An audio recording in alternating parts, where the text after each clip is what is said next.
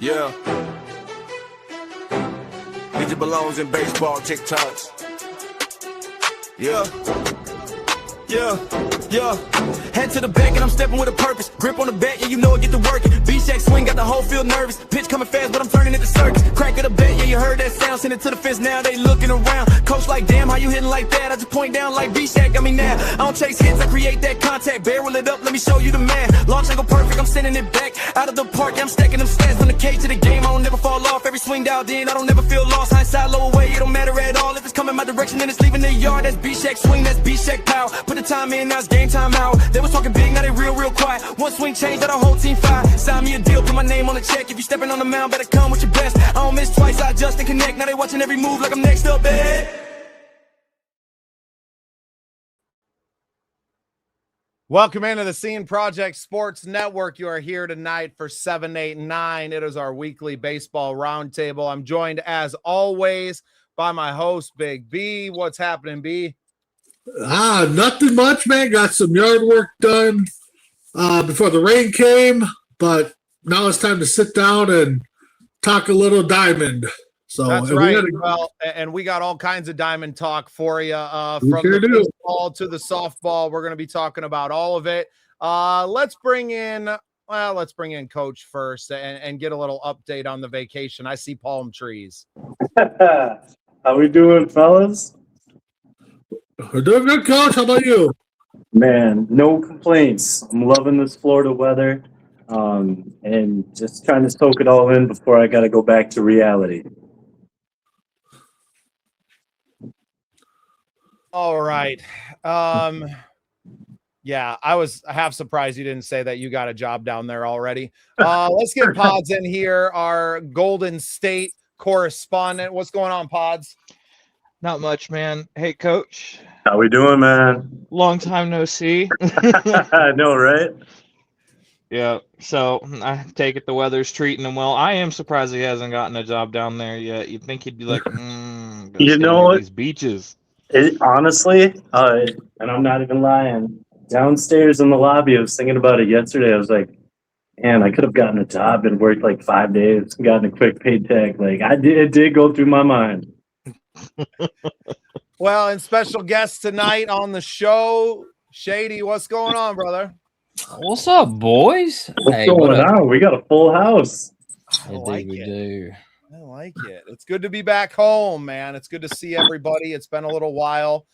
We were obviously. It's only been a couple of days for us there, Bob. Right. Well, and we finally got to meet in person, and a hell of a way to do it. I would say, meet me in the parking lot of the stadium, and let's go to work. Pretty great time, and I think that's probably a great place to start.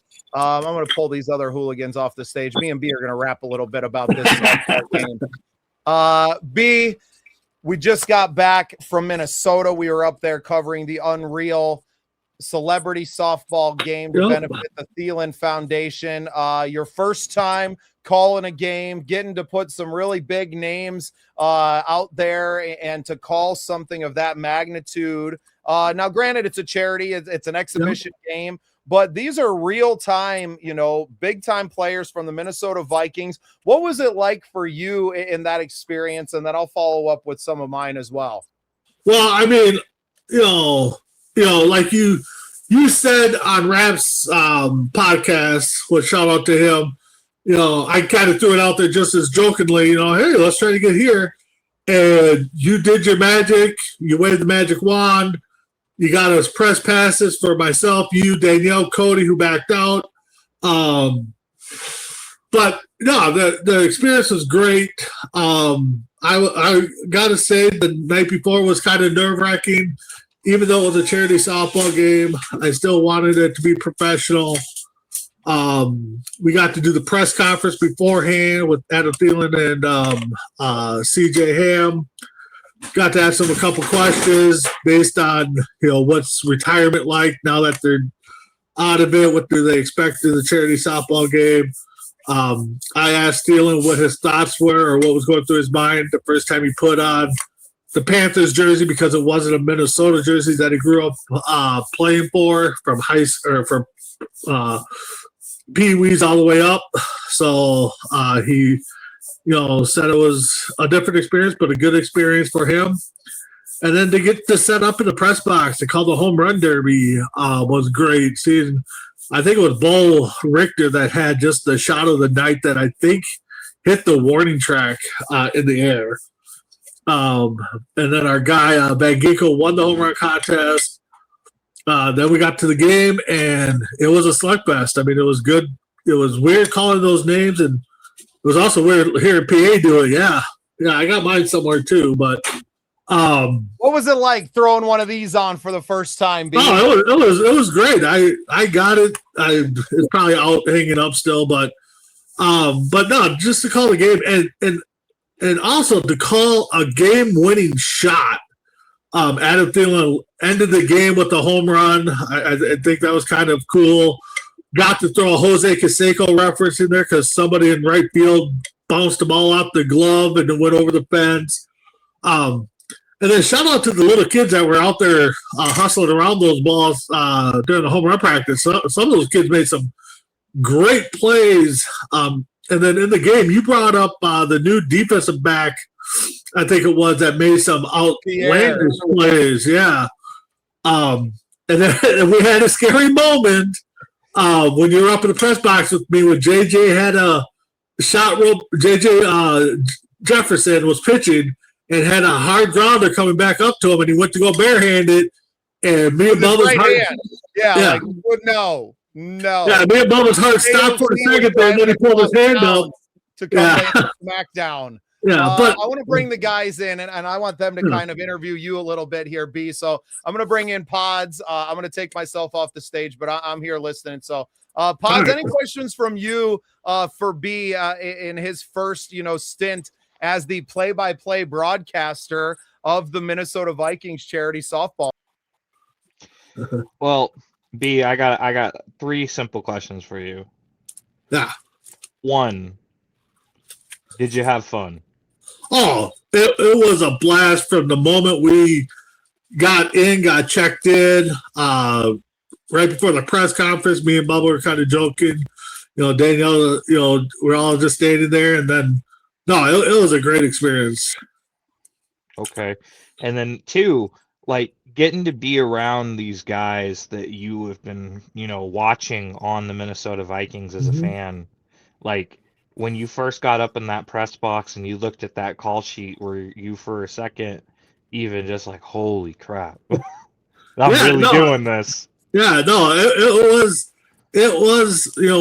when we got the rosters in our packet, and I mean, it even started, sitting, 3-4 feet away from, Adam Thielen and in the presser, and then getting up there and sitting in the press box, and just thinking of all the guys that I listened to call games, from Harry Carey to Herb Carneal to Joe Buck, and just to be able to do what they do was just an honor. And then, like you said, just looking at the call sheet, it's like, oh my God, I'm going to be saying J.J. McCarthy. I'm going to be saying Ryan O'Neal. I'm going to be saying Dallas Turner. Justin Jefferson was a surprise. He wasn't there, he was there, but it was a surprise. All those were just, it was just moment. I can't wait to do it again. And my last question to you, my friend, is at any point during the tournament or during the game, did you feel like, oh man, I might throw up because of the nerves? No, I didn't get that. I mean, I was nervous. I didn't get it nauseous. I mean, I took it within a week. But what got me kind of anxious is I accidentally kicked the plug out of the wall for the laptop, and it went down like about 10 minutes later, and trying to get a hold of Bubba and try to get back online. So there's like about a tiny bit of panic. Yeah, I was panicking. I'm just like, oh my God, I just lost the feed, and trying to get Bubba. He and got back on. I'm just like, it's not loaded. And then I looked down and saw that I pulled a cord out with my foot adjusting my seating so I could see a little bit better. So yeah, that was a panic. But outside of that, no, it was the nerves. The nerves were gone. I would say after the first round of home runs during the contest when I start calling the names and start getting in the groove of things. Well, I got to see you, and you did an incredible job in the booth. Well, thank so you. I hope that you get this opportunity next year, Well- and hopefully I can make a little trip down to Minnesota and I can check it out for myself. Yeah. It'd be awesome to see you in the booth do your thing. Yeah, Pods, You that did a was a big reason spectacular of going job, out Bob. there Thank you. and taking the big swing that we did. I mean, we've never broadcast anything live like this, but to take a big swing and I got to meet the social media gal for the Thielen Foundation down on the field during the game. And she's like, oh, that's great. People were asking us how they could tune in. And like this year we had our Hiccups cameras out of focus. We don't really have the equipment to do this, right? We kind of brought what we had and like This we is could a make building something block work. for the future, though. Yeah. So now looking ahead, that it's like, hey, anytime you're doing something that you're having, because I would expect them to do a little bit more now, right? Now that Adam's retired and CJ's retired, and that's why I was kind of, I made sure to go and talk to both of them after the game, shook their hands a few times, like, hey, we're here, like, here's my card. We would love to work with you. I have a foundation that I work with as well. We'd love to collaborate, but we'd love to support you, right? If we can come and we can add something to it without having to bring a huge budget with us, right? Like we'll find the money, right? Like we'll figure out how to get here. We want to be here and be a part of it. So I think that goes a long ways, especially when you start working with the foundations that are around these. And that's not to say that they wouldn't pay, right? But if you're not coming in looking for a paycheck, it changes the relationship, right? And it makes it something that I think is going to be. I definitely think a goal of ours going forward and doing this next year, try to get one of those banners hung up in the outfield. I don't know how much they cost, but it'd be kind of cool. Even to if see it's our that, name up there. Yeah, right? Even if it's that, and even if we print our own, it's like, hey, hang this up, But no, I gotta say, I gotta hand a lot out to Bubba there because he's definitely the hype man, the brains behind the operation. He's the one that went out and got it. Like I said, I kind of threw it out there jokingly a little bit, but Bubba was 100% in it. And I mean, now you boys know I don't. The sarcasm doesn't fall on me when our group chat. So you better make sure that you actually are available and want to do something when you say it. I'm gonna pull Pods out. Let's bring Shady in and get some questions from Shady. I know he's got some good ones. Shady, your turn.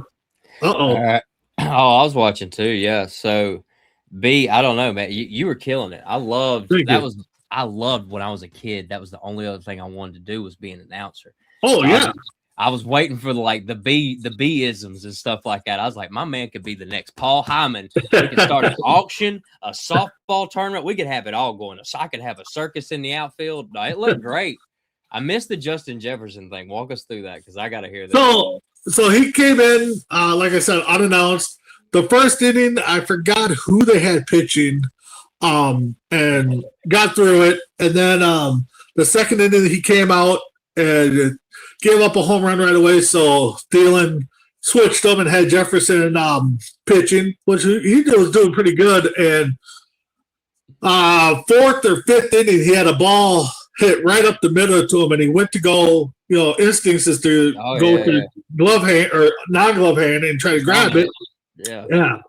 And he pulled back quick, and me and Bubba up in the booth because he came up for a little bit, and our heart stopped, and we're just like, no. It's just like, yep, that would have been something to get an injury, and then the KLC's like, yeah, kibosh on that for next year. This is it, But no, it was fun. I mean, I'm glad y'all are doing stuff because, like, I was thinking about it while y'all were talking. It's time for that next generation to come through. I had a Madison Bumgarner. Well, I didn't see him, but somebody was talking about Madison Bumgarner. Everybody knows his story. He created his own fake name and stuff. But he's apparently doing fishing tournaments now, so that's what he's into. He's not doing tournaments. I guess Hunter Harvey, he's my age. He's coming around, but we got to get more tournaments down here in the South. So I'm glad people are doing charity stuff out where you're at. No, it's definitely he's been doing it since 2018. I think the fundraiser started, and maybe the year after he did the charity softball game, and there was a good crowd. I would say, Bubba, you might be able to be more accurate, but I would say there was probably about a good 2,000 people there. The stadium holds about 8. I'd say between 15 and 2,000 probably spread out because you had some up in the upper deck, the sponsor deck, right? The people who paid big money to be there had the section, so there was some up there. The biggest thing, man, there are a ton of kids there, man. Ton of kids, ton of families. And you could tell And you could tell, I mean, from where I could tell a little bit, but I know Bubba was down on the field level more. The players were having a blast, signing stuff and then getting up there in that bat. And they were probably joking around in the dugout. A couple guys were just sitting out in the outfield on the fence, just waiting for something because it wasn't a typical lineup for softball. They pretty much had, I think, 5 or 6 outfielders, 5 infielders, a pitcher, and a catcher. So they just let everybody go out there and play. So it's kind of like a little league type thing or t-ball. Oh yeah, just let everybody go out there and play. So that's what. But no, it was definitely. I honestly can't wait for my next opportunity. I was going to say, Coach, what's the third question? I know you got a football question. I don't have any football questions. Hold on, Coach is on mute. There we go.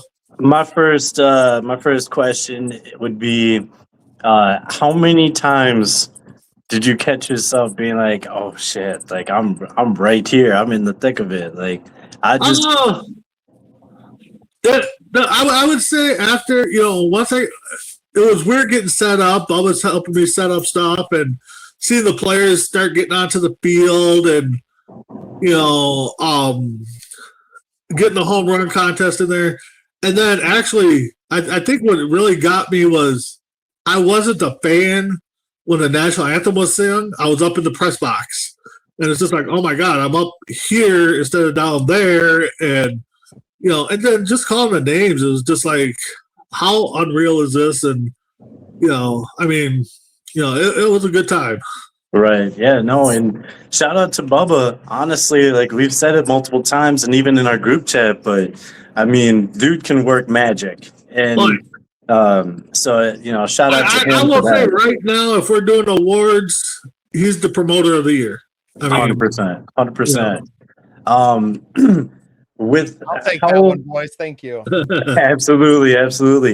How was it the Justin Jefferson scare? Was it like everybody went silent real quick, or like? I mean, I don't know what the fans did. I mean, there was no air in the press box when we were up there. And you can kind of see he kind of laughed. So somebody said something to him. I'm guessing Thielen kind of did because he had a big smile on his face. But yeah, he probably wouldn't have got hurt. But again, we don't want to take that chance with our prized possession there. It was a shirt for multi-millions, right? Like, you're right. And the guy, I mean, he catches freaking fastballs off of these quarterbacks, right? JJ can whip the ball around, so it's not like he couldn't handle. He had a cannon on him too from third. Right. It wasn't that hot of a shot. You still don't want to take that chance. You're like, that is like the one thing during the game that you did not want to see besides somebody else like pulling up with a hammy or something, right? Yeah. Which I mean, Aaron Jones's triple, nobody was really running hard, but Aaron Jones dug it out for a triple. Oh yeah, Aaron Jones dug it out for a triple. The game actually was crazy, man. The game, there was a lot of celebration coming down third baseline after the home runs. A couple people tried to do the gritty and some other dances. Thielen walk. I think for me to top it off, just outside the experience, was being able to call a game-winning home run in my first game. I mean, it was set up too. Thielen came up, I think it was like the first or second pitch, and sent it yard. I actually thought the guy caught the ball because it was that close. And Thielen started running. I'm like, wait a minute. I was just like, wait a minute. Did he just catch the ball? And the guy just started jogging in. I'm just like, oh my God, he did catch the ball. He could have. Oh yeah, he caught it, and he just kind of like watching it. He had his glove up there. It barely cleared the fence, man. But these guys understand what it is too. To have the man, the star of the night, the man who put it all together, get to hit that walk off. They know the moment too, and that was a really cool thing to watch them. Everybody understanding what it meant, what we're there for. And I think another surprising part, and Bubba, we talked about a little bit, is how not tall and big these guys were. Like Dallas Turner, looked like a bigger version of Cody. I mean, he did. I will say that you were watching the game from 40 feet in the air. Yeah, I was right down next to these dudes. They are every bit as big. Now, is Dallas Turner a little skinnier than like a Jadeveon Clowney, right? Yeah. Like he's a different defensive end. But Brian O'Neill is a massive human being. Oh, yeah. Right. And there were some people that you thought would have had a good swing and looked like a T-ball swing. I mean, I'm not going to name people because I can't remember, but I got a little inside track on that too. So there was somebody that was talking that played. So it was Paul, my friend Paul. Shout out to Paul Schlapfeld, who came. Hey, Paul. Paul played a bunch of softball, right? He was a baseball player and then into men's softball. He was like, no, that other pitcher for the defense, he was throwing junk. He knew what he was doing and had played some men's softball. He was throwing some crazy, change ups and curves. He was throwing some drop balls and stuff at him. And these guys were just way out in front on everything. And when they finally started selling it in fourth, fifth inning, I think the offense, because the defense was up big. The defense was up big. I think it was 5-1 going into the fourth, I think. And then Jefferson had a 3-run shot. And then I think maybe Thielen followed it up with a back-to-back shot.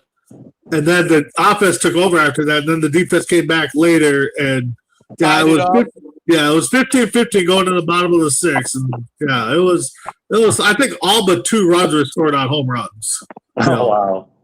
Cody is slowly losing his light. We are just getting, this is a beautiful sunset though. I think you can't see Cody, but that's not bad. Who cares? That's not bad. Let's But I mean, Bubba, Danielle, I mean, she made out with a heart, some souvenirs with the Adam Thielen jersey and the CJ Ham. They had the silent option. The one thing I wanted. I went to promote it and she's like, shut up.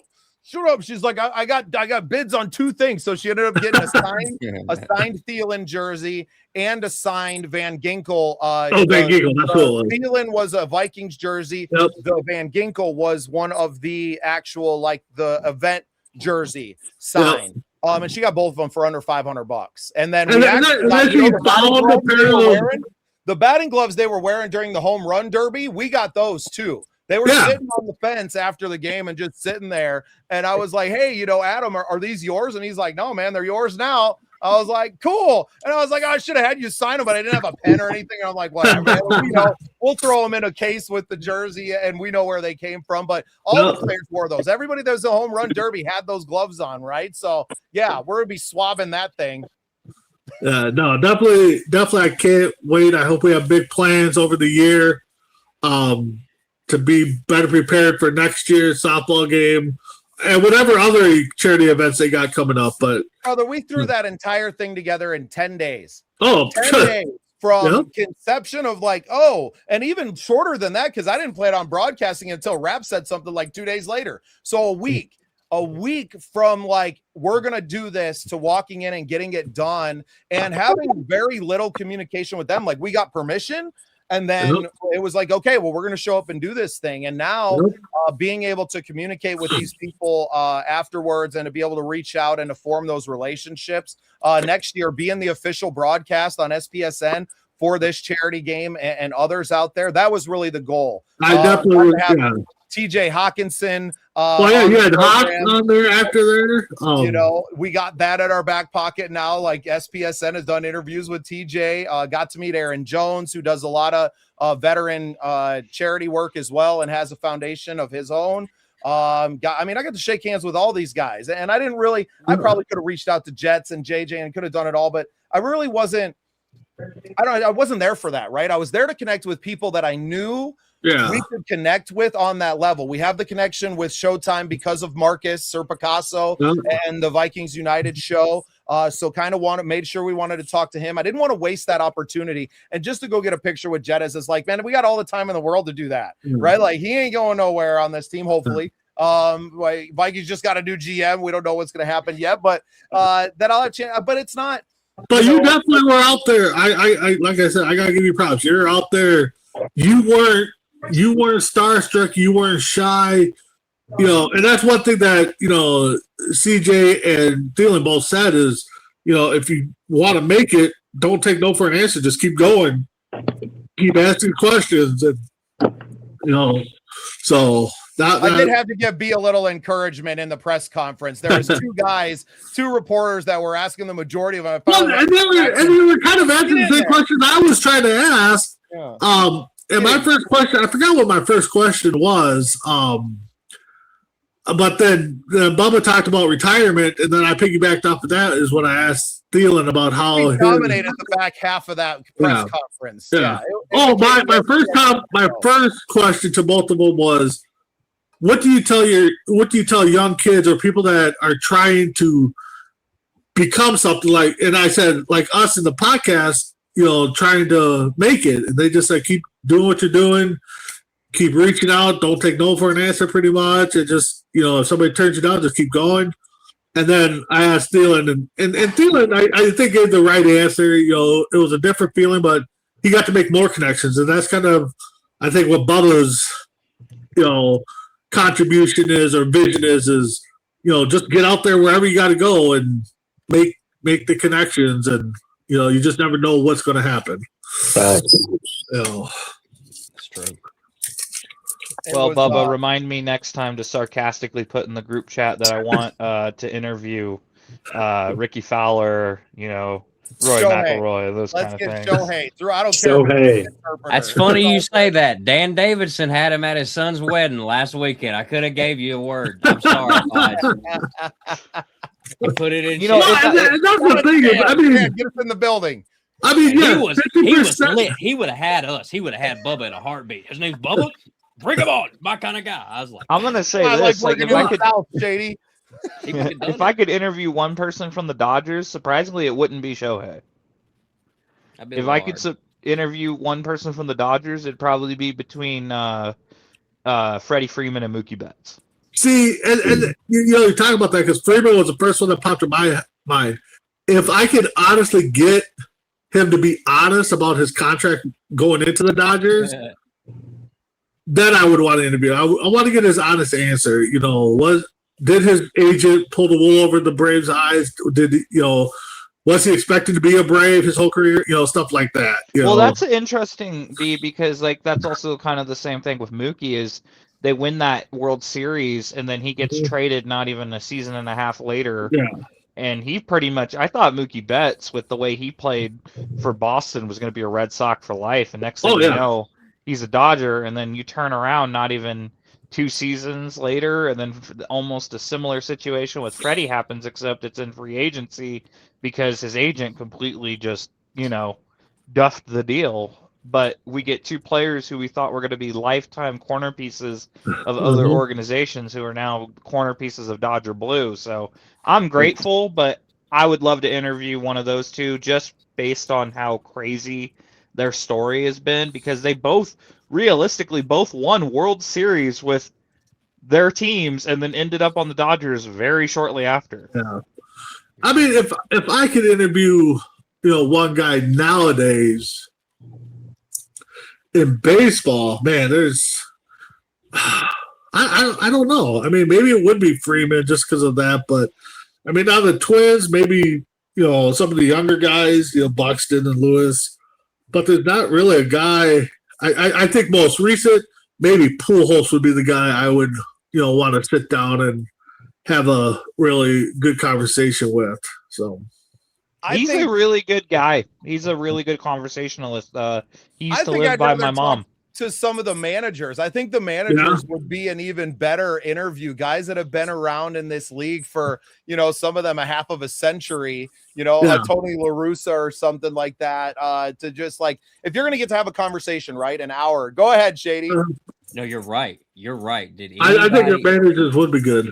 Did anybody see how NC State's coach ended his effing career? 30 years down the drain for new rules. Homie was in the batter's box and clock started, stepped out, clock was going, didn't get back in. Strike 3. Huh? That's it. Ball game. Oh, I missed that.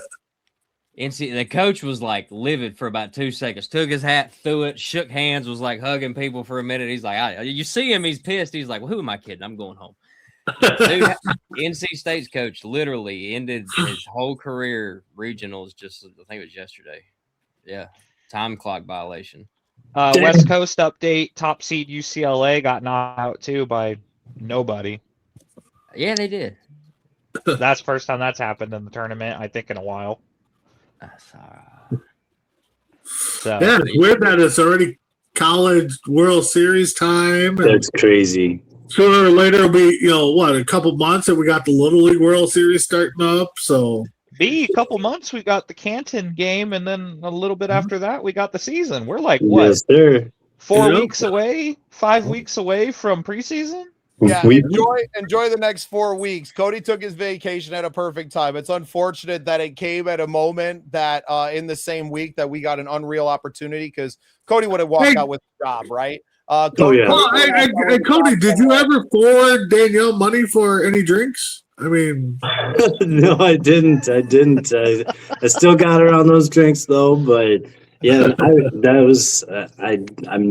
going to try my best to never miss an event again. I'm not going to say never, but I'm going to try my best. So, man, I don't know if you guys can you guys see the comments? They are going crazy. No, we can't.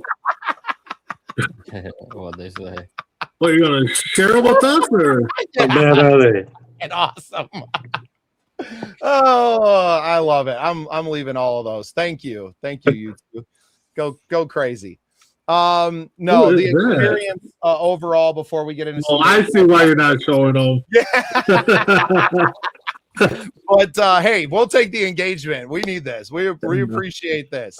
So Bubba, on your hand, I mean, you gave my perspective. I mean, you're down on the field. I mean, what was your perspective? I mean, your experience. I know you've done it before.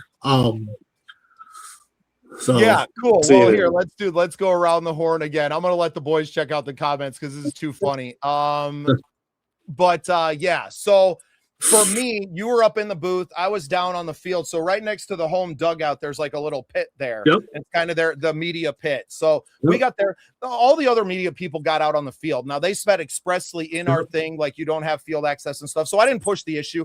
I had to, if I would have been alone until the end of the game.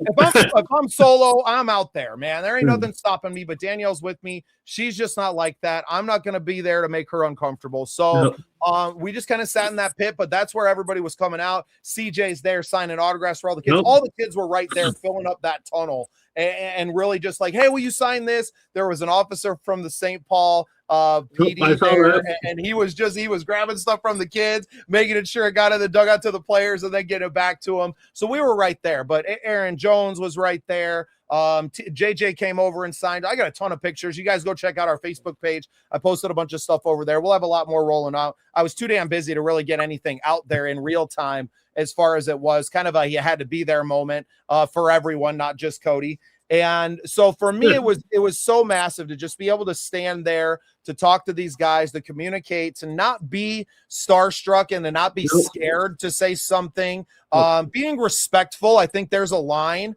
where you want to be. I don't mind asking them to, take a picture with my wife real quick, or to have, a moment and just give me some of their time to talk about our foundation and possibly working more together. But a great experience, man. I mean, I was 5 feet from Jetta's and all these guys. Right you made a comment, I think it was on Rap Show, the chemistry or the cohesiveness that you felt that the offensive side had with JJ. Can you explain a little bit more on your feelings on that?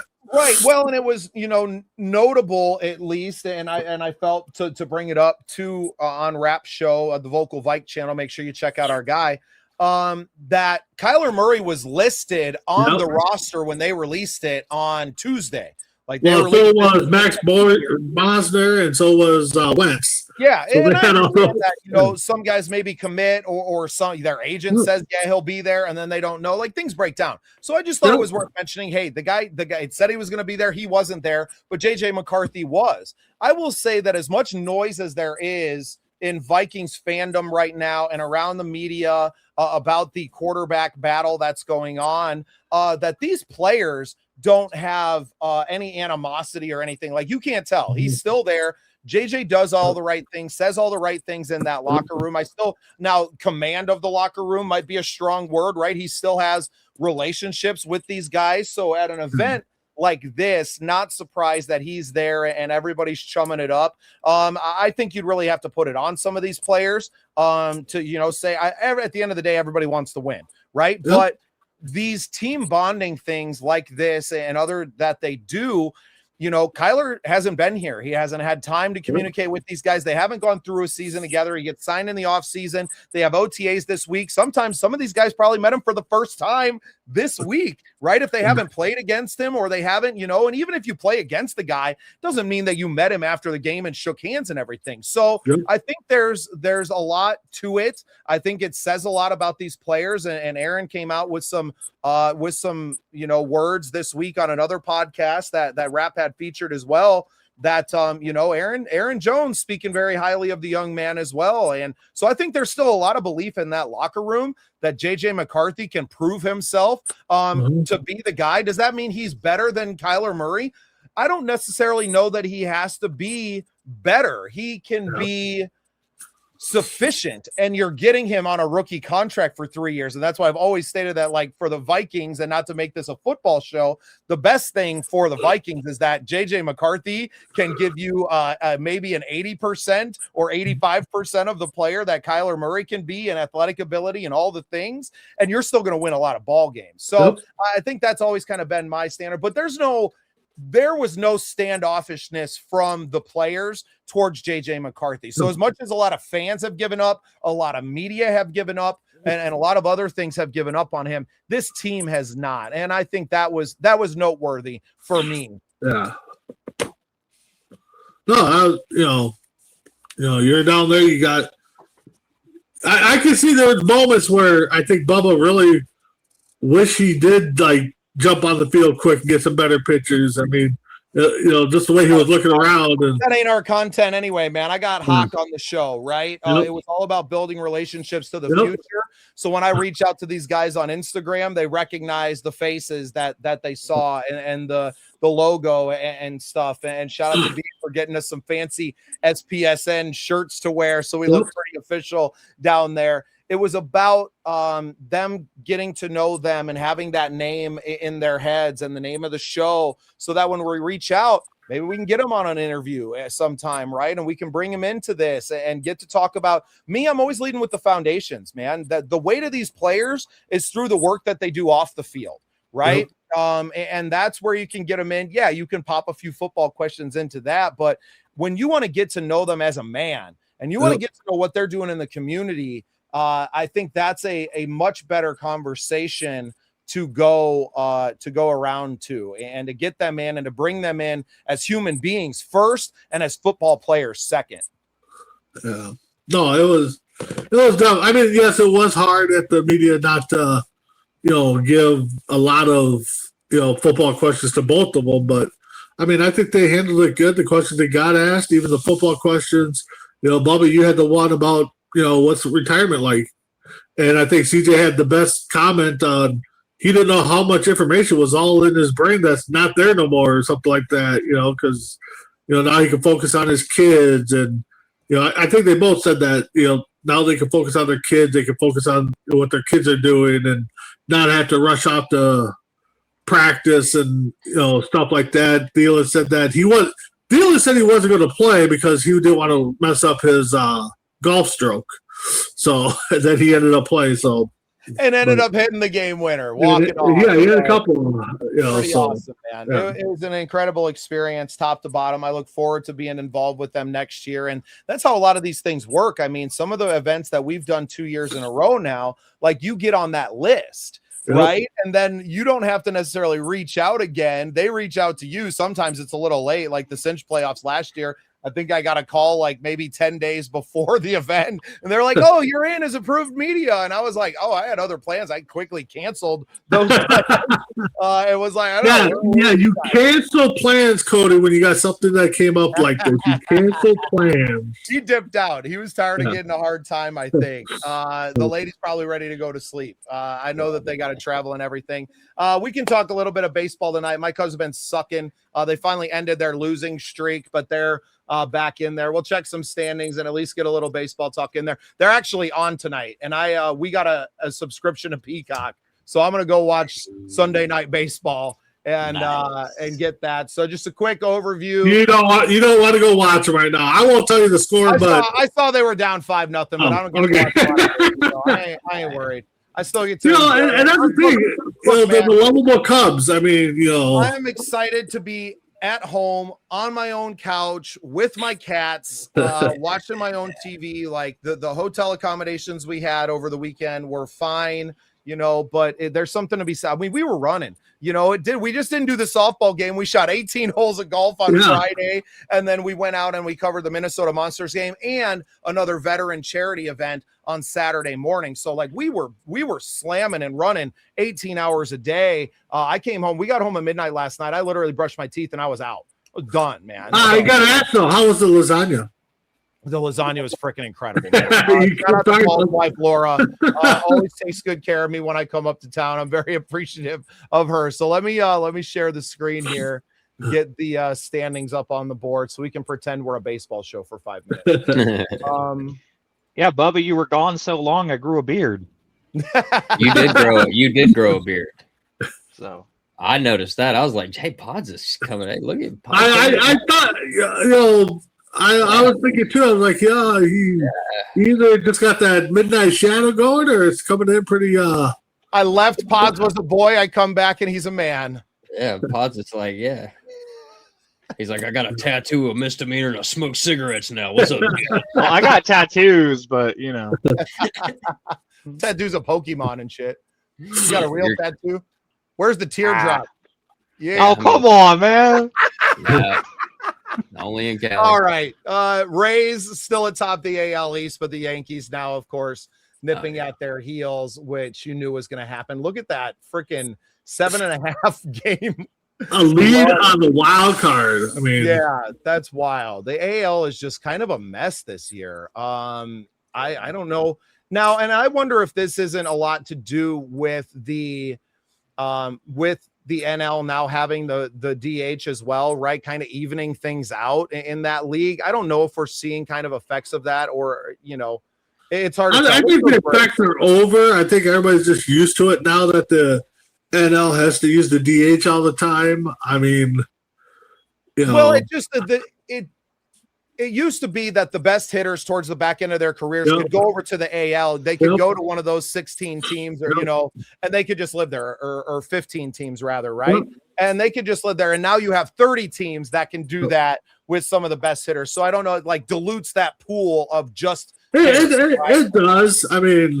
Well, Giambi's a great example of that, right? Towards the end. And I mean, he always played in the AL, but it was something that the Yankees, always went out and found that guy that's like, look, buddy, you don't have to go out in the field, right? Like, you're not doing that. And now that both leagues have. Well, and that's the thing with when the Twins signed Tomei, he made a comment that he didn't have a glove anymore. He's like, yeah, you're not coming to play the field. You're coming to DH, and that's all you're doing, Right.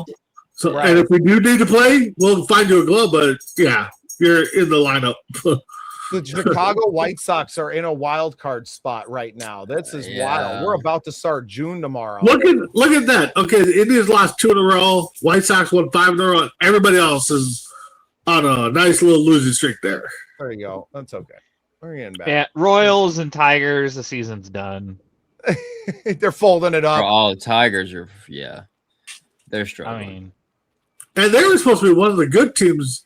And they disrespected Skubal, what they did with Framber Valdez this last offseason. We already saw how that happened. So Skubal's gone. He's either going to be a Yankee, a Dodger, a friggin' Astro, maybe a Met. I don't know. Maybe Braves could use some help, right? I mean, we'll take him, but can they afford him? 20, like that's wild. We are 2.5 months into the season. Yeah. Right? 2.5 full months in, you've lost 20 games. Yep. That's wild. That's a wild one. You're 9 up on the Nationals, 9.5 up on Philly. I mean, the Mets and the Marlins are definitely the bottom. Look at this NL Central. The Central's crazy. That's what I mean, we've been talking about it all season, and it's going to be a slugfest in there. Really disappointed in the Cubs dropping the 3. Not a single team with a losing record. Milwaukee. That's crazy. Nope.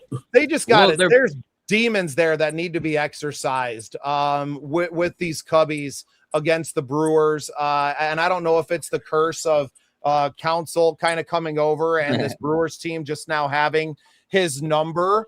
But this is, and we've talked about their 2 10-game win streaks, right? And I don't know how long that losing streak was. It must have been in that 7 or 8 game range, I'm guessing, in there.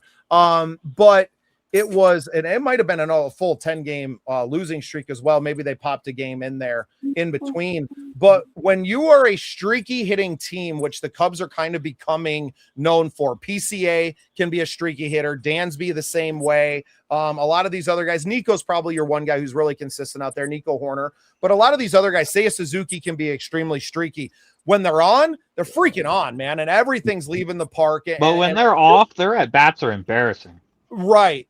And you just don't know, like, how do you balance that a little bit? The 10-game winning streaks are awesome, but to be in the tank and to lose 10 in a row is demoralizing. And when you have a pitching staff that's having some injury issues, right, that can really hurt you. And it wasn't the pitching that was losing in those games. It was some of the, I think 3 or 4 of the games in that losing streak, they got shut out.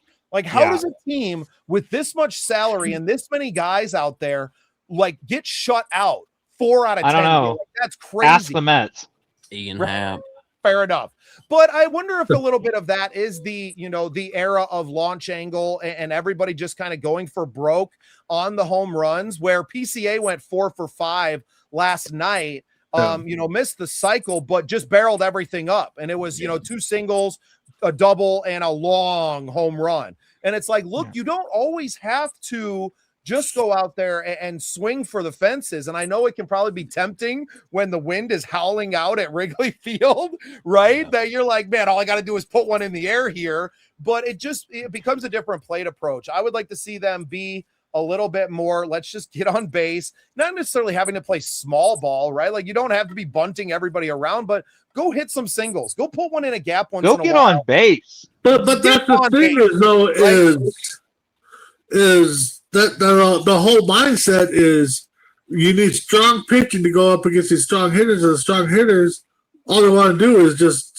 smack it out as far as they can. And, I've said before, and I think I've said on this, I will take a roster of 25 guys from the 80s and 90s against any team nowadays. Oh, absolutely, B, because if you take a roster from the 80s and 90s, maybe the newer team will hit more, the modern team will hit more home runs, but guess what?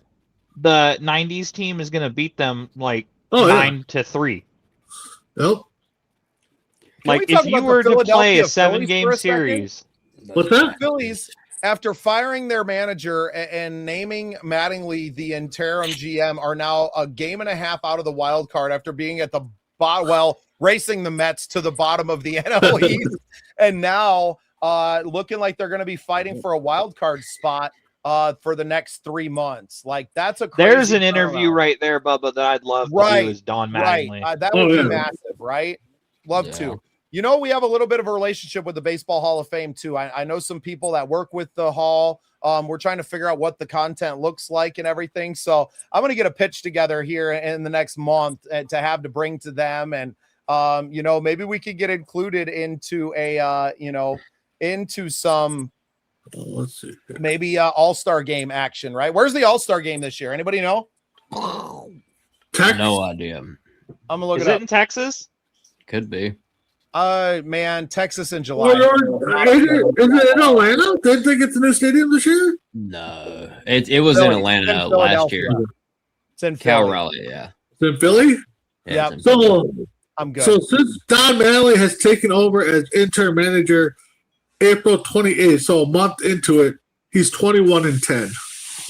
That's a pretty damn good record. Yeah, that's about right. Yeah. The 666 win percentage, man. Yep.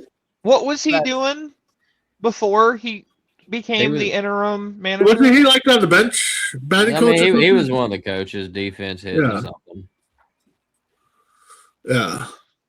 Yeah, man. I mean, Ron Washington was the assistant for the Braves for 10 years after Texas, and then went back and coached again here recently. I mean, This is pretty wild for me, and I know that they aren't the teams of the the aughts that were just dominant with the Giants, but that's a real wow for me. An under 400 win percentage for the San Francisco Giants.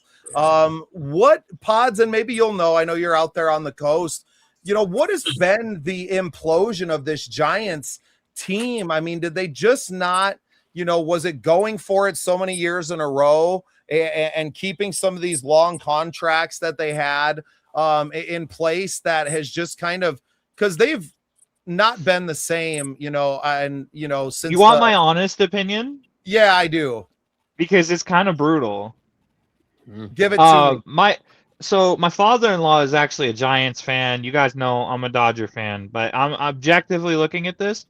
When the Giants were at their best, because you guys remember I like the Royals too, is when they were the scheme fit team. They had the guys who did the right things at the right times. They had a lot of people on their team that you didn't know about. Like the most notable people that you knew about on the San Francisco Giants during those World Series runs was like Pablo Sandoval, Madison Bumgarner, and Posey. Nobody, and maybe Lincecum. Sergio Romero. Nobody or remembers Lincecum, but Tim, with his hip. The thing that I'm seeing right now with the Giants is they have really gone heavy after getting some big names, and these big names don't really fit into their system, and they've gotten away from their farm, and that's like used to be one of the big reasons that they were really successful was how well they produced prospects out of their farm. Right now they have the worst run differential in the entire major league. Like they are the worst offense in baseball by a very, very I think it's a slim margin right now because there's another team that's competing with them. The Rockies are awful. Minus 83 for the Rockies, but the Giants are right there at minus 48 run differential. Yeah, so we don't count the Rockies because they're not a real team and we don't beat up on poverty franchises. So why? Everybody did for the Twins since 91, so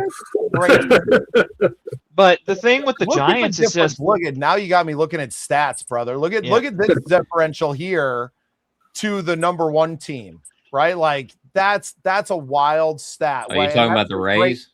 Well, the Rays at 19, the Rays, and the Yankees at almost 100. And then the Yankees are almost 100, and some of these teams are, these first place teams. Like I think this isn't a crazy number. 30, the 109 is crazy. The 130 of that, like when they beat teams, they beat them into submission with your the Dodgers and the Braves and the Yankees, obviously, but. That doesn't it's crazy to look at like this one because it's not necessarily turning into first place in the division. Now they're right there nipping at their heels, right? Same amount of wins. But it's kind of just a wild stat to look at. Well, in that case too, some of these baseball teams are kind of like football teams. They have heavy loaded offenses, but they struggle in the field. Like, great, you put up 4 or 5 runs, but you gave up 7. Yeah. So Shady, you're the arm of our staff here. You're set to face like the Dodgers lineup now. I mean, what's going through your mind? I mean, I know you believe in your stuff, but I mean, you're just like, man, I make one mistake. Any one of these guys can take me yard 9 times out of 10. I mean, what would go through your mind? Yeah. Okay, so. They give you the scouting report usually on the bus, so you get your scouting report. You'll have a detailed thing of if they're a pull hitter, spray hitter, this and that, what their tendency's been. These are the last 25 at bats. These are the last 50 at bats. You're a righty. This is his last 50 against a righty. Blah blah blah blah blah. I don't know. There's no good answer. I would weigh on the side of being Trevor Bauer, Trevor Skubal, who's some other people who just don't listen. Like I would be that guy. Just go out. Look, coach, you got 5 innings. I'm not coming off the gas. Okay. Like, every one of them is going to be right here. It's going to be, is it going to hit me? It's like either my stuff is working or it's not. Well, that's kind of how you have to approach those juggernaut teams is like, if my stuff's going, then it's going, but if I get peppered, I get peppered. Let me fix you on that one. If they can kill me with a line drive that comes back, it becomes a misdemeanor. Either you're getting hit or it's a strike. Either you swing and your finger goes or it's a strike. I don't care. That's the only two options. If I can't hit the spot, it's over. Because, I mean, seriously, it does. It becomes like you're going to let the changeup hang out against Shohei on 82? He's killing that. Don't do it, buddy. Is it as easy as just to go out and to just attack the strike zone and to throw strikes and to not walk guys? Like these guys are going to get theirs and mistakes happen. You're going to leave a pitch in the zone, right? You're going to have those mistakes, but making those mistakes not cost you a 3-run home run can make a massive difference, that you're maintaining them to solo shots. Because I think, you know, we have Shota Imanaga on the Cubs, and he's kind of famous at this point. Early home runs are like the bane of his existence, right? But it's usually a solo shot early in the game, and then he locks it in for the next 5 innings. And it's like you're going to get tagged at some point. Is it just a matter of like limiting the damage that you do and then just go and pepper the strike zone as much as you can and keep the ball low and not giving up something in you know, upper in the strike zone that has that chance of getting lifted out of the ballpark? Yeah, that's Yamamoto for us. He'll give up like a solo shot in the early stages of the game, and then it's just lockdown city after that. Yeah, 100%. That's where the surgical mindset takes place. If you can do that, because by the 3rd inning, they're going to have their second chance to come around. If they have a second chance to see you and you're messing up, and then your mistakes start happening, it's going to unravel. If you let a mistake happen early, and then you got your scouting report back here and start playing a little mind game, you're a puppet master, bro. Like, I don't like those guys, you know? Yamamoto, Scooby, Shohei. Yeah, I mean, talk about him as a pitcher enough. Shohei still has a sub-1 ERA going into the third month of play. Like, that is insane. Oh, hell, Shohei. I think he has a .82 right now. Oh, hell, Shohei. I'm just, I mean, he's still not on the leaderboard because he hasn't qualified yet, but I'm telling you right now, man, if Shohei stays healthy for his whole career, I don't think I've ever seen a baseball player do this stuff. Are you saying innings pitched wise he hasn't qualified? Yeah, he hasn't qualified yet. No, he's not even on the He's close. How many starts has he had? I'm looking. They don't tax him. It's go out, give us 3 good innings, and we're happy with that. We usually try to keep him like at 5, 6 at most if he's really dealing. Speak about him like he's a horse. I mean, as far as I'm concerned, on the weekdays. As far as I'm concerned, he's Pharaoh, and he's bringing us some Kentucky Derby, all right, in the form of the Commissioner's Cup. There's no doubt that the Braves are going to go as far as Ohtani takes them. I mean, you mean the Dodgers? Dodgers. I'm sorry. Yeah, it's all good. Let's see. So he's got 9 starts, 8 quality starts. Got a new jacket. .82 ERA, a 5.2 record, and innings wise, he's at 55 innings. So let me see. Who's the top here? So does he start? He's not too far off. I mean, I think he takes. But is he not a part of the regular rotation and then just comes in and starts? Well, they didn't start him right away. I don't think. Pod, you can question me on. They do. They start him right away, but again, did they start him right away? Yeah, he always starts like he's either first or second. It's usually him, then Yamamoto. Where they're like, look, we have other horses in the stable that we could lean on, but I mean, you got Robleski who's having a season, right? You got Yamamoto who's having another season. Glasnow when he's healthy, but you've got Klein who's been really good for us. Yeah, where are y'all hiding Glasnow? Speak. Where are y'all hiding Glasnow? We're putting him back together with splints and paper mache and tape. This is what I'm talking about. That's what happens when you move. Yeah, so Yamamoto has 69 innings and Ohtani has 55, so he can't be too far off of getting in to the But I will say category. this, though. We talk about horses. Roki Sasaki in his last 3 games has been incredible. Yeah. Yeah, rookie. So are the He's Dodgers looking gonna be like all what we- Asian by the end of the decade? They What's probably that? win the World Series. Are Maybe. are Yeah. the Dodgers going to be all Asian by the end of the decade? They might be the All-Star Japan team by the end of the decade. Don't be surprised if in like the next 4 seasons we get Murakami or someone at third base to replace Muncy. So Yeah, they got. I'm looking at their staff right now, and I mean, some guys have only pitched. So who's pitched the most here? be So the Tokyo Dodgers, baby. Ohtani has the lowest ERA, 0.82, and then Hurt at 0.1 as a reliever. Look at Tanner Scott's numbers. I know he just blew a save, but he's been incredible this Yeah, season. he's at 2.9 or 2.19. So I mean, everybody that's pitched decently is under that, 3 ERA. And they got like Shady, a what was handful your of guys career above ERA? that. What's that? What? Shady, what was your career ERA? I don't know. That's a good question. STBL, that would probably ended pretty badly. I don't know. That was probably about a 6. That was probably about a 6 on that one. I don't know. Other than that, though, respectable. No, I'm Did sitting you, here looking at the it- run I- differential. 120. Yeah, go ahead. Yeah, how you gonna? Of course, all their ERAs are good. They come in with a 7-run lead. Everybody, Yeah, no kidding. yeah. Well, and that's got to take some comfort or get some in the comfort zone because they come in with a lead or they know they're going to get a lead, so they don't have to stress out about that. I mean, Shady, we mentioned the Little League World Series earlier, and I don't know, a lot of our listeners probably don't know, but you played in that, in that tournament and in that I game. did not know that. Did you pitch for your team in the tournament? Yeah.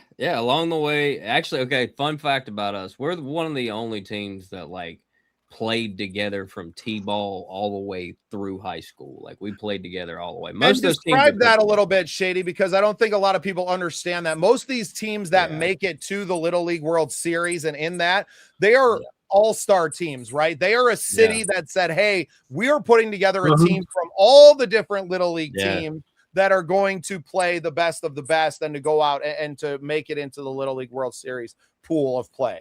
Yeah, the numbers we heard was usually the groups in Texas and California, Florida will pull from about 20,000, 30,000 kids. And then they'll build It's bigger than that now. So and I'm talking 2004. So the internet was still cool, man. Kelly Clarkson had just won. We were on good times. But anyways, it's coming up and Since you've been gone. Oh, sorry. It was such a killer, man. It was such a banging time, bro. But we were actually picked from only 50 kids, and we'd all played together the entire time. And the only reason we picked the kids we picked is because everybody else was going on vacation. They didn't. One of them didn't even play. He went to South Carolina with his grandfather. Oh, was Cody on the team? No, Cody wasn't. Yeah, they all went on vacation, so nobody was there. But yeah, it was. That's coming up. It'll be August 20th through the 28th, and that's just a hell of an experience. Everything is free, guys. So if you're looking for something to do in the summer, it don't cost any money. Little League Baseball, nonprofit. Oh, you bet I am all looking it up as soon as we're off tonight and seeing if we can get media credentials to come out there. Jan, we love you. Just if you see this anytime soon, Vice President, thank you very much for everything. Good to see you again. Been a long time. Well, I think that's a cool angle, right? And we talked about a little bit of a relationship we have with the Hall of Fame and stuff too, that a lot of those guys are going to be around during that weekend. So maybe this is our angle. We have a player who played in it. I actually have one of my wife's cousins. There's a lot of them played in it too. Yeah, they won't ever say it. My wife's little cousin played in it last year. So he was in it with the Midwest team, man. Good for you, buddy. Camden Tees. So Shady, I got to hit, since you did play in the Little League World Series, and now you see the little kids have their little, introductions to themselves. Wait. Hold on, before you ask a question, I lived with Jerks and Profar. Old buddy can't pass his PEDs right now for the Braves. Me and him, he lived in the next room all month.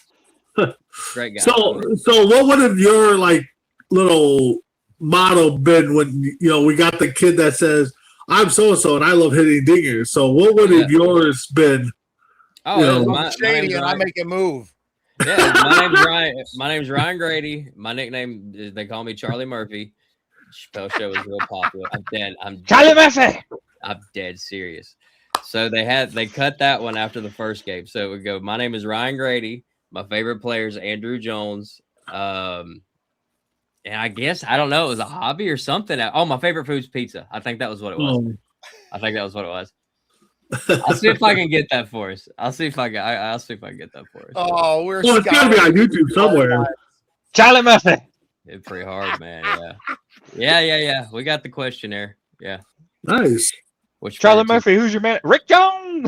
Talk about playing. Talk about pitching in one of these games, man. The stadium is packed, right, for all the games. They're absolutely to capacity. Now it's a lot bigger now, I think, than even it was back then. It was a big deal. It gets bigger every year, right? It gets a lot of media attention now.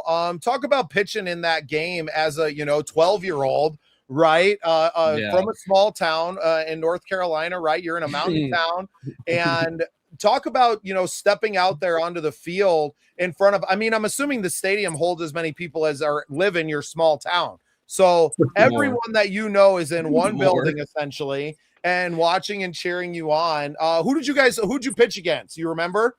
So I didn't pitch at the World Series. I pitched before we got there, but I pitched against I think it was Virginia or something like that. And then we did our consolation game and we all got to pitch against Japan. So I got to pitch an out against Japan, which was cool.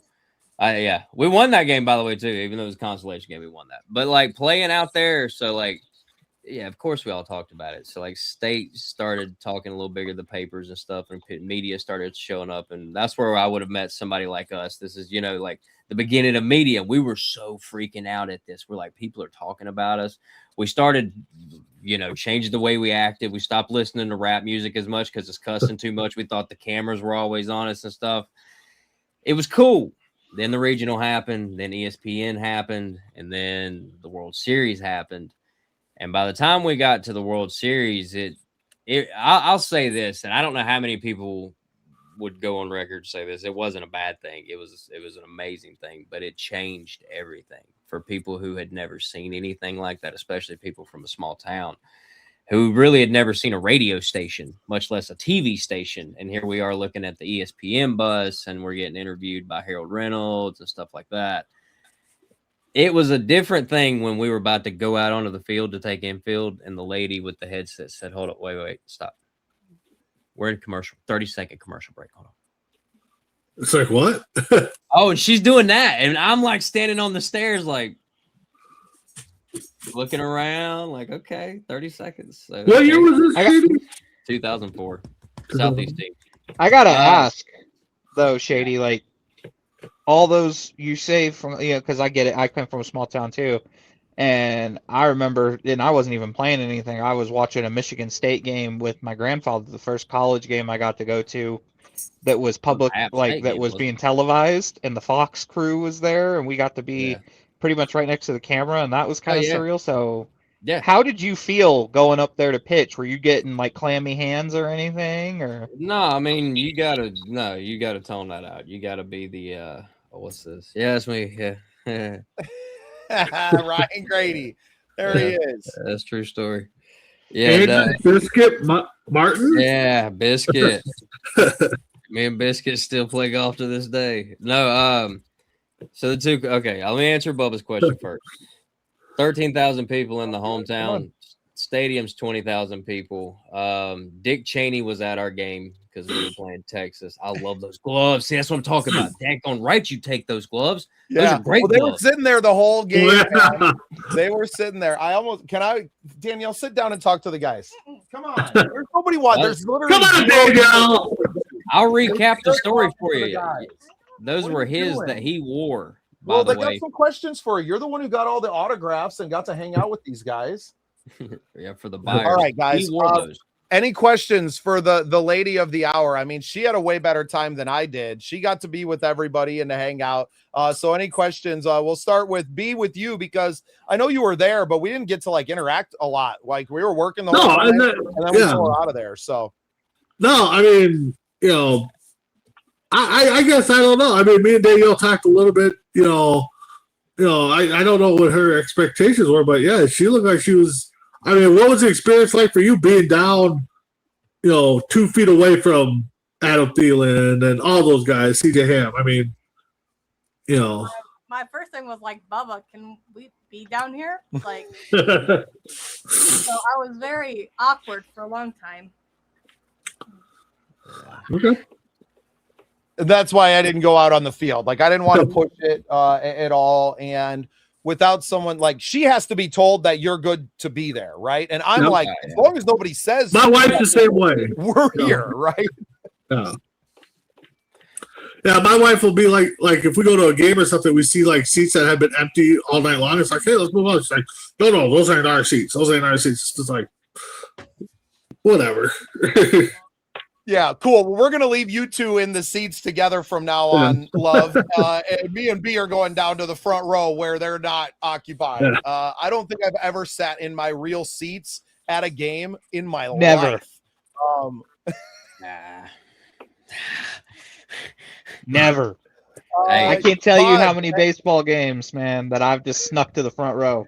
The last time I was in Wrigley, I had bleacher seats, and then I was walking around the concourse, and my buddy had bought in seats right along the third baseline, front row, third baseline. And so before the game started, it's pretty loose and stuff, and somebody had walked away, one of the ushers. So I went down and I'm kicking with him, give him a hug and everything, and I was like, I think I'll just stay here, And then as the game went on, nobody ever came to claim the seat, so I sat on the third baseline with a $15 bleacher seat.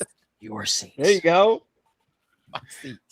They're my seats. I ended up getting a ball off the field that game too, right? Like I let the guy, the ball boy, got the kids all hooked up, and then toward the end of the game, I was like, "Look, man, I got kids at home too, brother. Like, come on, help me out."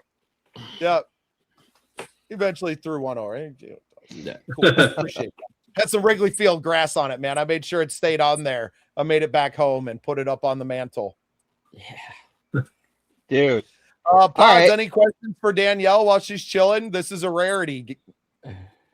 Yeah, Danielle, I gotta ask, like, B kind of touched on it and how it was being around those people, and you're like, oh man, am I allowed to be here? But like when you got to go into the silent auction and do all these other activities and get all this merch and stuff, like how was that? How did the silent auction go, and what was your experience just getting to do all the other stuff around the event? Well, silent auction I did without Bubba knowing. It was just on the phone. They had an app. Oh. But then I'm like going to promote it, and she's like, I got this Thielen jersey at $265 right now, man. Like, shut up. Smart. Jersey too. Yeah. I don't know. I just get drugged around with Bubba, so I'm usually just a shadow. Yeah. Well, and free beers up in the press booth too. So I think she was more excited about that than anything. She went to order a beer and they're like, "You're good." She's like, "What's the difference between draft and bottle?" And they're like, there isn't. Matter. Yeah. It doesn't matter. Yeah. Was the beer good? It was Busch Light. So I mean, you take that as it. Liquid. I got you. It was All cold. It was cold. All And right. they had tomato At least juice it was up there. cold. Did you have a Bloody Mary too? What?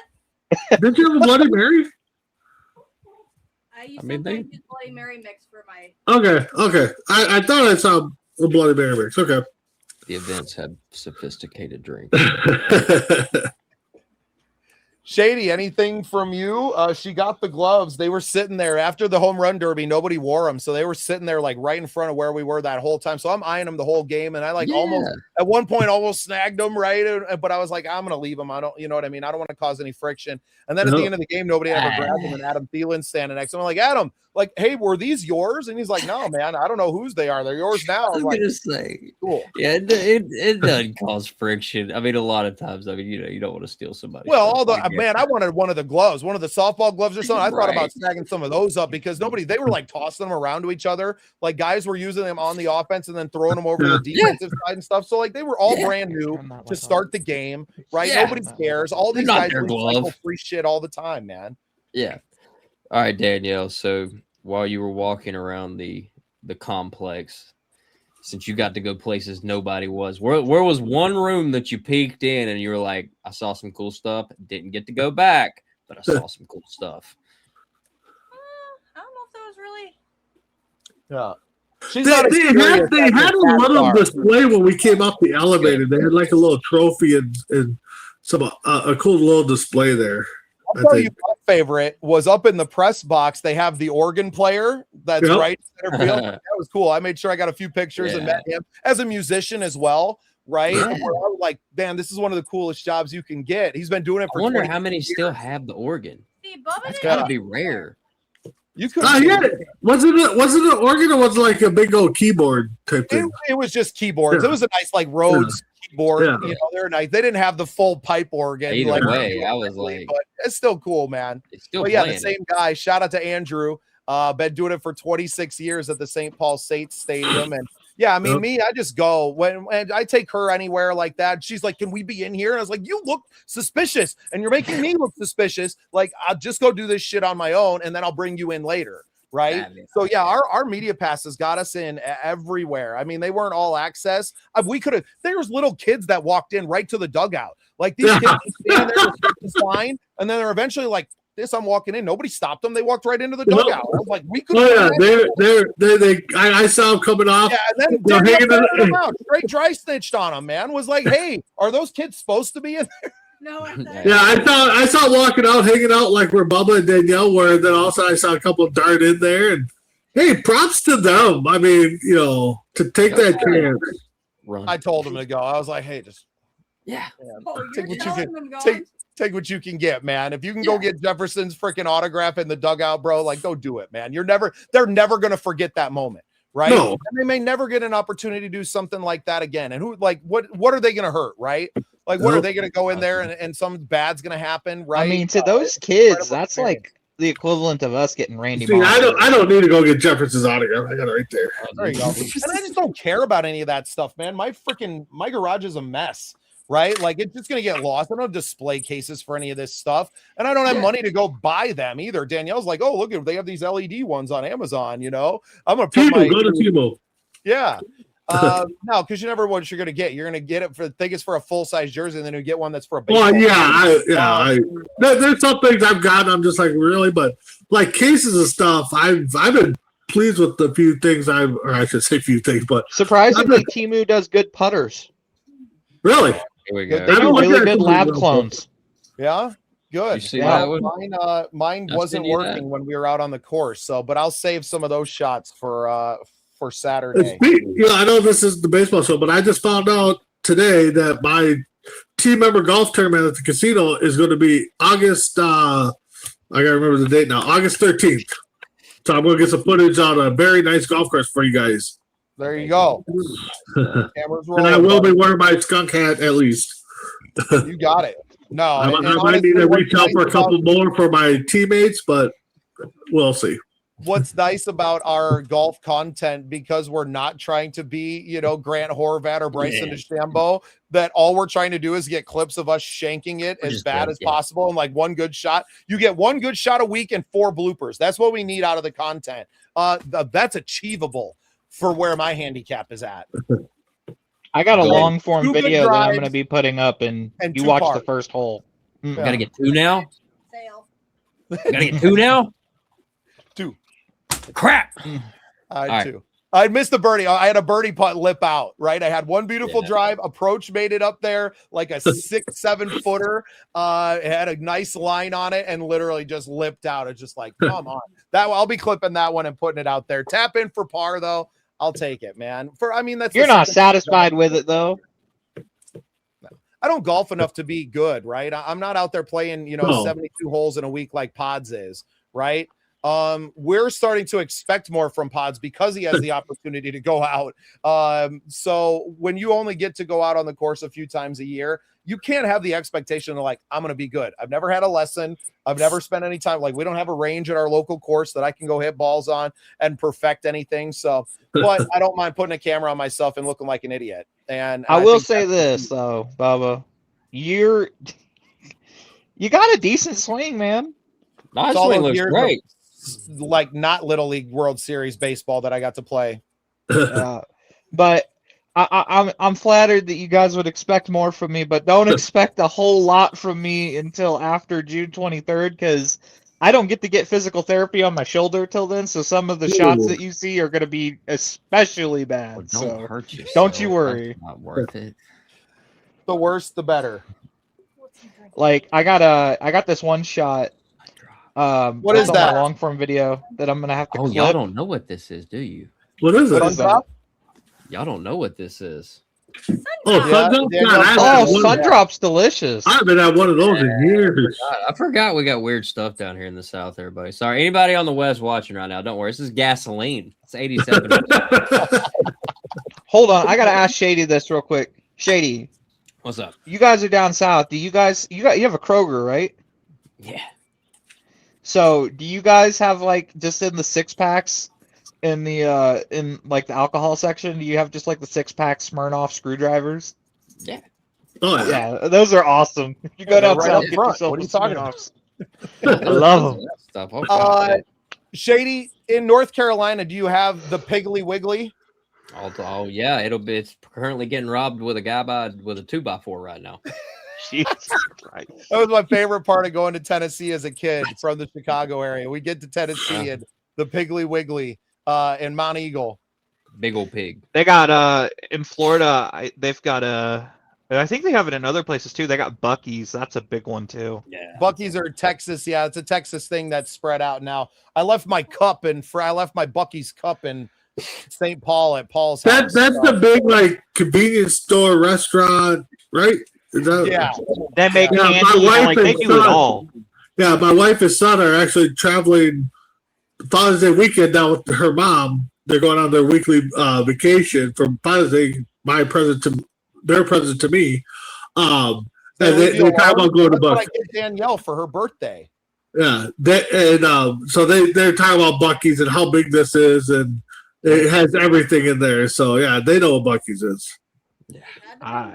He's so sad. He shed some tears over that cup. I'll get it back. I'll see Paul in a couple of months. I'm back up in Minnesota for the 3M Open. So Word. You lucky awesome, guys. duck.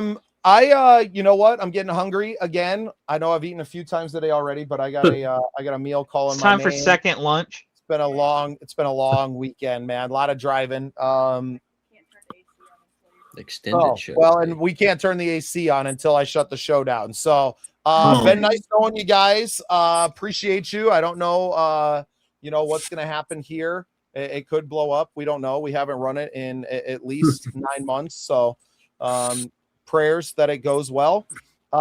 Good to see you, fellas. We'll be back Tuesday night. Vikings United. We'll obviously be talking about more about the event and everything. Vikings got a new GM, so we're obviously going to talk a little bit about that. But join us on Tuesday night, Vikings United. We got some more football talk. We're at the Minnesota Monsters game as well. Kind of touched on that a little bit, but baseball season's just really starting to heat up now. I hope everybody gets a chance to go and watch an MLB game. All you listeners, go take the kids, go have a blast. I hope to get to a Twins game maybe while I'm up in Minnesota in July and get to take one in. We will be at the Canaries, Sioux Falls Canaries at some point this year. But and I want to go and check out a St. Paul Saints game now that we know some people in the stadium there, see if we can't get in. Bubba, let me know when you're coming back and I'll get some tickets. Yeah, let's go. We'll make it happen. Pods, Shady, nice to see you. Pods, thanks for holding it down on Saturday on the Scratch Project. Appreciate it. We'll see everybody. And maybe Cody will be off on vacation that he'll want to join us at the He's Twins still game. fired, man. He's lucky we let him in. The only reason we let him in today is because he's still in Florida. He's lucky I was wrong. Love you, Cody. Well, I'm gonna bring Danielle in on Tuesday night and get some shots in. Oh, Shady, I was wrong. I was guessing you were number 14. Oh, that's Dakota. That's D-Train. And I'm guessing 2 over from you is biscuits. Oh, God, I don't know. I have to go look. That picture is actually in my room. It's in the other room. All right, fellas. Well, until next time, everybody tune into the Scene Project Sports Network. Make sure you subscribe to the channel. A lot of great content coming out from us. All sports are covered here. We're working on some more great content for y'all. So appreciate everybody being on the show tonight. Thank you, guys. And we will see you Tuesday night for Vikings United. Peace. Peace. Hey, Hey guys, I just wanted to pop in and tell you about a great new company that we just started working with. Skunked Golf Company out of North Dakota sent us some awesome gear. Man, they got some great stuff, y'all. We got some awesome hats. They sent us some great polo and collared shirts, some t-shirts, skirts for the ladies too, and some sweet visors. Go check them out. Skunked Golf online.